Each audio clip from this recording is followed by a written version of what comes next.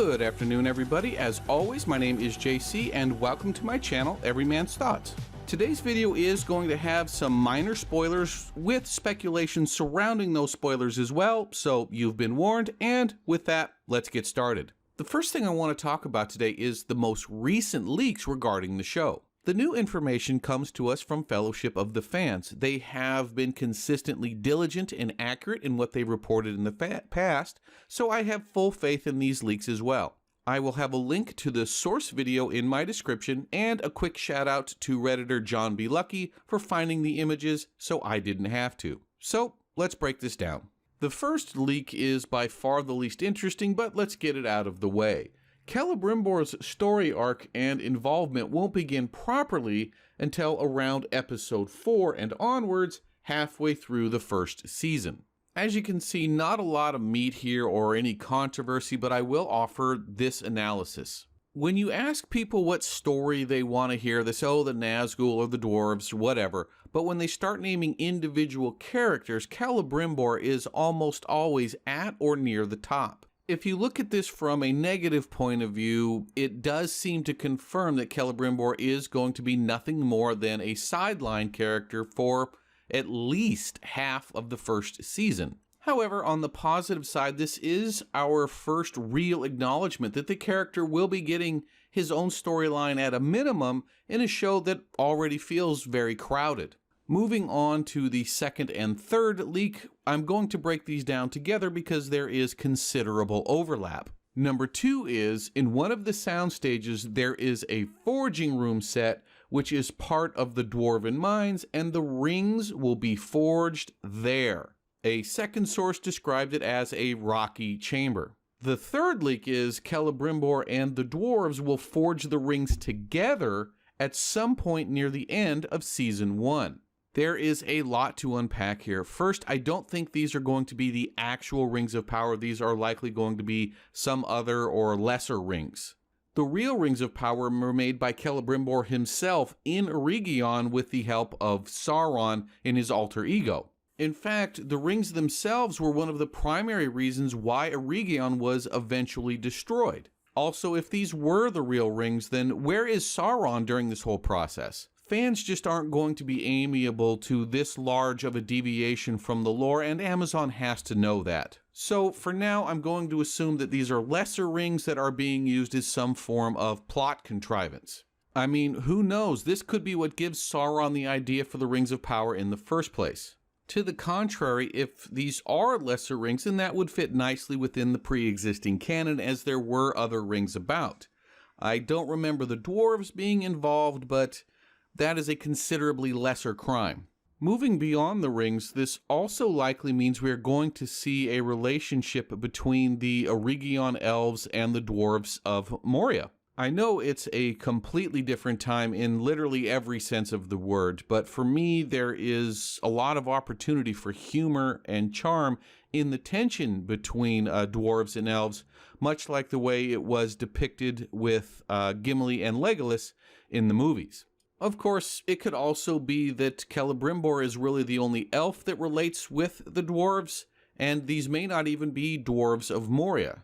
If I recall, by this time in the books, all of the other local dwarven communities were destroyed by the War of Wrath or shortly thereafter. In fact, many were migrating to Moria for safety. However, Amazon is playing a little fast and loose with the timeline, so it certainly is a possibility. In fact, maybe these rings get that dwarven colony destroyed, much like the Rings of Power eventually do Eregion. All that being said, if I had to bet, I'd be putting my money on these dwarves being from Moria. Moving on to the last week, this has a bit of a tie-in as well. Celebrimbor is alerted about the threat and growing fear of Adar in the east and wants to be prepared. Adar is an Amazon original character of the series, a corrupted elf and a lieutenant of Sauron, likely going to be the main bad guy for season 1. Now, the wording of this leak is a little interesting. Fear of Adar in the east. That sounds to me like a straight replacement for the perception of Gil-galad and the rising power of Sauron in the east, and that's likely the lines that this story is going to follow. To expand upon that, previous releases have strongly suggested that in the show, it will be Galadriel, not Gil-galad, who initially perceives the rising threat in the east. Perhaps it's her that eventually alerts Celebrimbor. If this is how it goes, we are unfortunately continuing to push Gil-galad into the margins, a character that I think is likely to be badly underdeveloped, at least in Season 1. To wrap up the leaks, I had one more thought. It says that Celebrimbor wants to be prepared for the threat. However, as far as Middle-earth goes, magical rings in general and the rings of power specifically weren't weapons or something that would be of great use for this. Because your average normie doesn't know this, it may be something that Amazon feels comfortable changing from the books. I doubt it would cause a huge controversy, but it wouldn't go unnoticed either. You would be changing the very nature and context of the rings themselves, and that cuts a little deeper than I think most hardcore fans would appreciate. Next, I want to take a moment to talk about Season 2.